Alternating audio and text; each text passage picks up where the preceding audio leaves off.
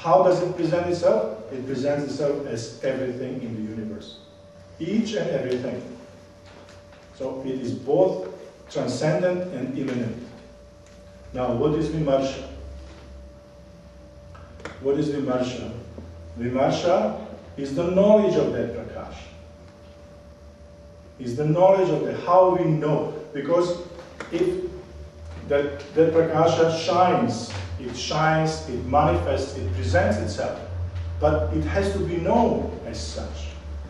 Otherwise, it cannot exist. It must be known as such. So in order for me to know the pen shines, but I have to know the pen for it to be existent. And what is that Vimarsha? That Vimarsha is language. That Vimarsha is language.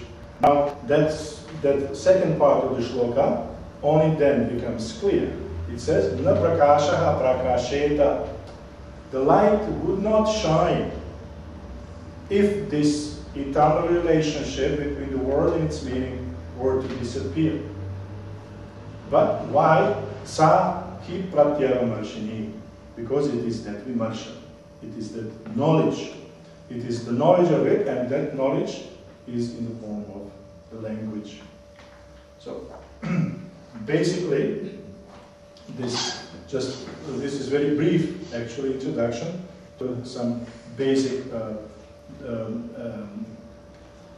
aspects of Bhartṛhari's metaphysics. So, in order to be able to deal with the Sphoṭa theory. And now I'm going to start talking about Sphoṭa theory, what actually that is. So, Sphoṭa theory, origins of, as I already mentioned, are found in Mahabhashya, where Patanjali, in his Pratyahara, in the chapter on Pratyaharas, something from Panini, he discusses the nature. He wants to understand what is varna, what is phoneme, what is letter. And so he says, in order to understand that, he gives three words that are only my first initial phoneme. He says, he gives an example, kupaha, supaha, yupaha. Three words.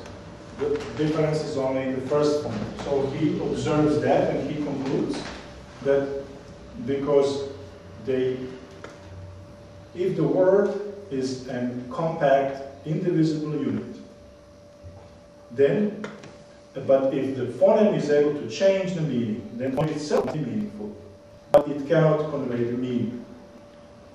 Therefore, he concludes that the word is more than sum total of its parts. It's a compact, indivisible unit that conveys a meaning. That he calls that samghata. But he attempts to he poses a question, kaha shabdaha, what is the word? What is the word? And he proposes first 4 definitions. You don't need to go into that he rejects. He rejects them because some of them, he said, defines substance. One of them defines gunas, one of them defines action, and the 4th one defines generality, samanya. Samanya or jati, this is an important term in Indian philosophy. It means universal. Now, what is universal? Is, for example, pen.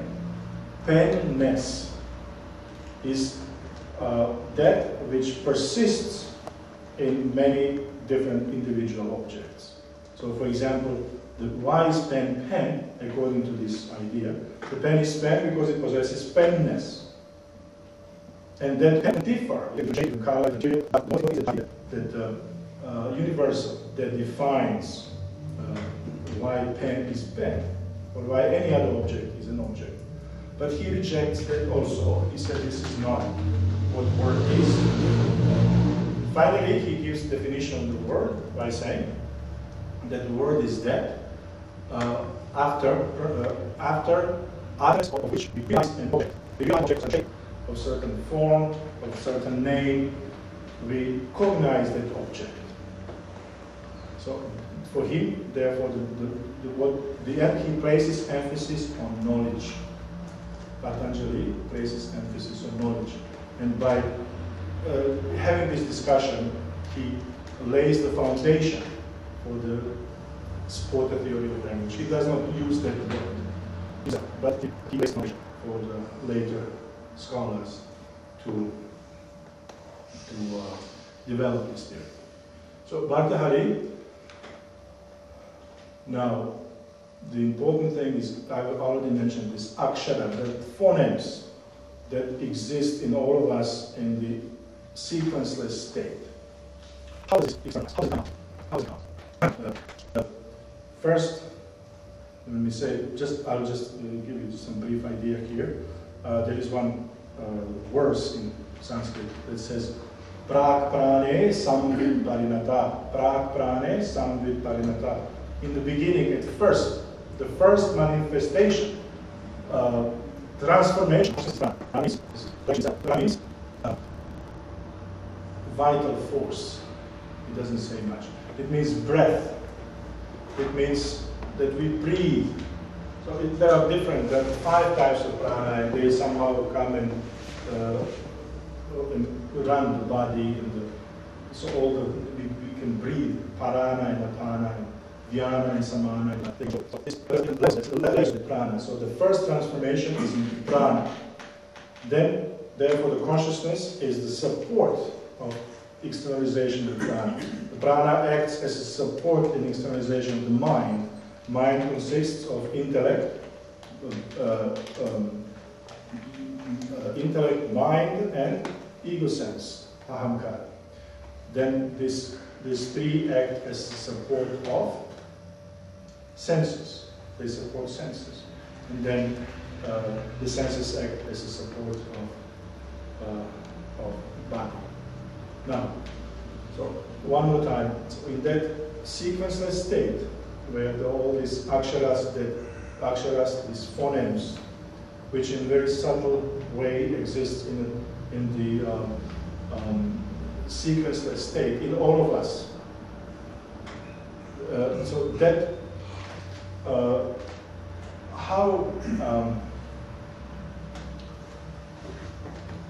how does that externalize?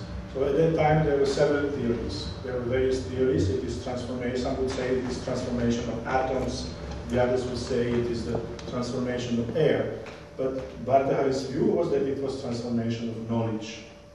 It's a transformation of knowledge. And so all of this comes out from that sequenceless state. Then they come into the mind, into the buddhi, and then they are externalized through this air, through the air.